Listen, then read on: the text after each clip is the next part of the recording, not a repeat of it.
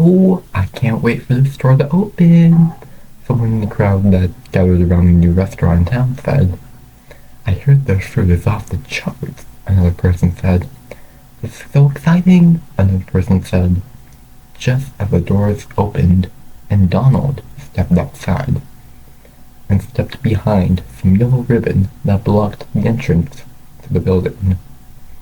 He was also wearing a rather good-looking suit as well on this day. The suit he was wearing was a mixture of black and white and looked so fashionable that he could star as a secret agent in a spy movie. "Good morning, everyone," Donald said in a clear voice. "I just wanted to thank you all for coming to the grand opening of something I have dreamed about for many moons now. To see this place still brings a tear to my eye.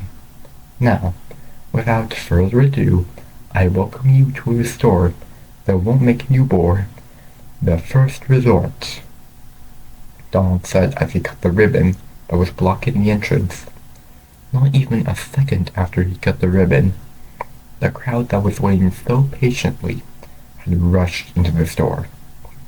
Donald didn't even get a chance to react as he got ambushed by the crowd and couldn't move out of the way in time. It was only until the last person entered that he was able to move again, even though it took him a few seconds to stand up again. As he was about to enter the store, something caught his eye. As he turned his head and saw 4 people who didn't rush into the store, but stood still, as if they were waiting for something. "Ah, hello there," Donald said as Peter and Pat walked up to him. "Hello to you as well," Peter said as he reached out his hand to Donald, and the two shook hands. "We noticed that you moved here rather recently, right?" Pat asked in a friendly voice. "Why, yes, we did. As a matter of fact, my family moved here as well," Donald said in a happy voice. "Oh, that's great. We also live on here as well, and wanted to welcome you here," Peter said in a calm voice. "Oh, why thank you. I just wanted to see for myself," Donald said.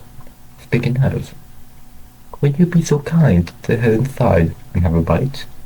"I suppose we have the time," Pat said as Donald noticed Wyatt and Tegan. "And who might you two be?" Donald asked. "Name's Wyatt. This is my girl Tegan." Wyatt said as Tegan signaled Wyatt to grab her hand. "Very nice to meet you two," Donald said. "That's my daughter and that's his son," Peter said as he pointed to the 3 of them. "Oh, good to know," Donald said as the 5 of them headed inside the First Resort. "Whoa. This is what I call a fancy restaurant," Pat said as his, along with Wyatt, Tegan, and Peter's eyes were stunned.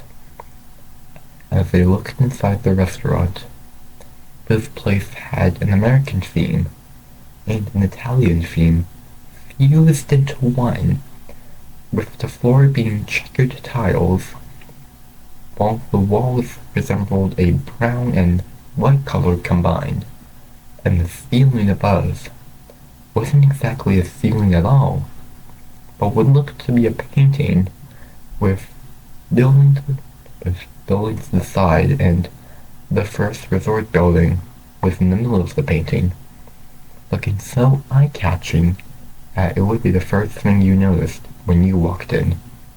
The 4's eyes were feasting at this restaurant.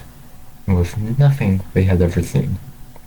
It made places like Late Day Off look like child's play compared to this. "Isn't she beautiful?" Donald said with a smile on his face. "I think beautiful would be an understatement," Wyatt said. "Well, I don't know about that one. Would you care to take a seat? Or are we going to stand here all day?"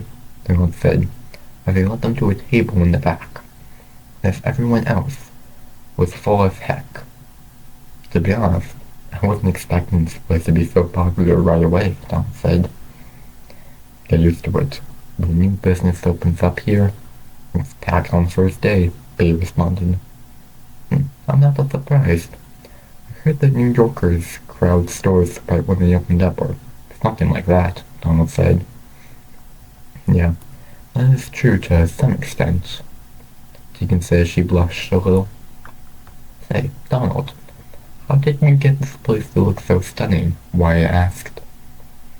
Well, that's a story all on its own, but basically, I got a huge raise at a company I used to work for, and I used that money to pay for all this, including the mural up there, which didn't really cost as much as you would think. Rather pricey, but a reasonable price, Donald said.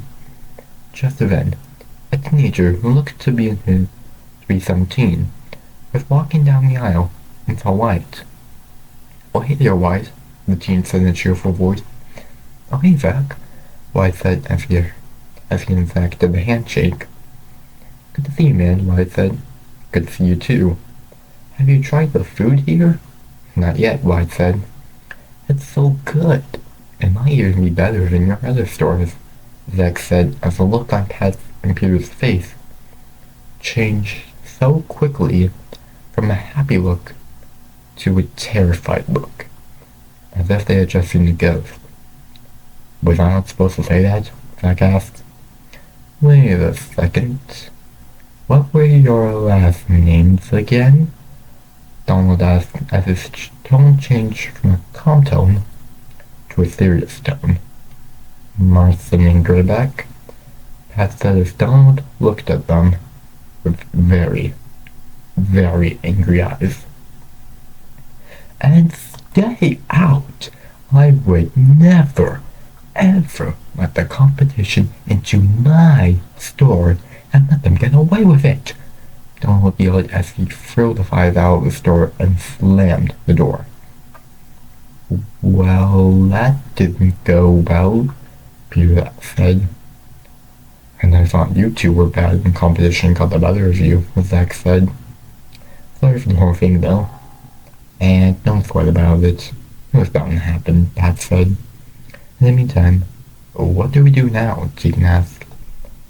I don't think we should do anything, White said. What? Everyone asked. I think we need to wait and see what this restaurant does to our sales, and then we work something out, White said. I think that's a solid idea, Zach said. Well, he has a point. We can't be sure until it starts to affect us, after all, Peter said. Wish I had learned that lesson a while ago, Pat said. That makes sense, Deacon said as the five of them walked away from the store and then back inside for the day, not knowing what they had walked away from.